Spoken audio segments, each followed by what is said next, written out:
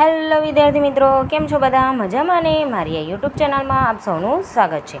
તો આજે આપણે જોઈશું 12th science chapter 7 alcohol, phenol અને ઇથર સંયોજનો. આજનો આપણો લાસ્ટ ટોપિક છે, એટલે આપણે ચેપ્ટર 7 પૂરું. હવે આપણે લઈને આવીશું ચેપ્ટર 1 દ્રાવણોથી ફરી લઈને આવીશું.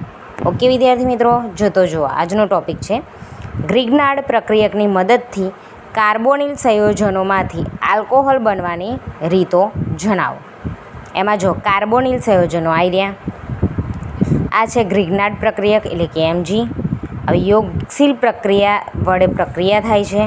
દેખો અહીંયા 2 બોન્ડ છે, એમાંથી એક બોન્ડ જોડે 2 કાર્બન છે અને દ્વિબંધ છે. હવે એક જોડે આ આર જોડાય છે અને એક કાર્બન જોડે શું જોડાશે? MgX. બરાબર. યોગશીલ પ્રક્રિયક છે એટલે O નહીં હોય, O છે. ઓકે, O છે. બરાબર. 2 કાર્બન છે, એમાંથી એક કાર્બન જોડે આર જોડાશે, બીજા જોડે MgOX જોડાશે. હવે યોગશીલ નિપજ મળી.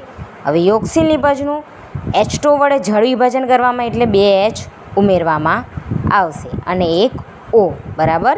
તો જો C બોન્ડ O હતો પ્લસ MgX હતો. બરાબર. O તો આર તો જોડાયેલો જ છે, પણ H2 ઉમેરવામાં આવ્યો તો આ O તો હતો. તો હવે H2Oમાં 2H અને એક O, તો એક H આની જોડાશે અને બીજો પ્લસ MgXOH જુદો પડશે આને લઈને. એ તો શું મળશે? આલ્કોહોલ એટલે કે OH નિપજ. બરાબર. હવે જો મિથેનાલની ગ્રિગ્નાર્ડ પ્રક્રિયક.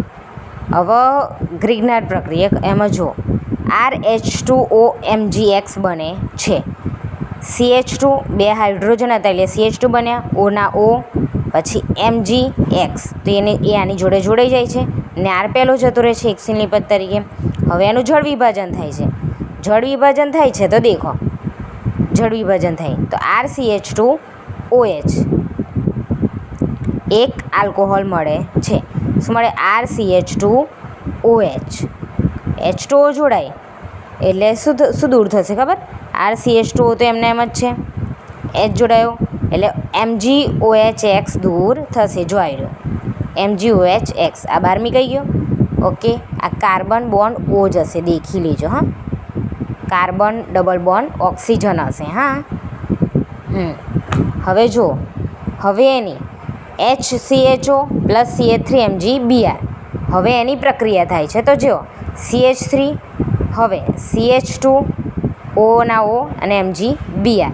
H2O જળ વિભાજન થાય છે ફરી, તો H2O ઉમેરાશે. દેખો Mg એમને એમ, આ OH. બરાબર.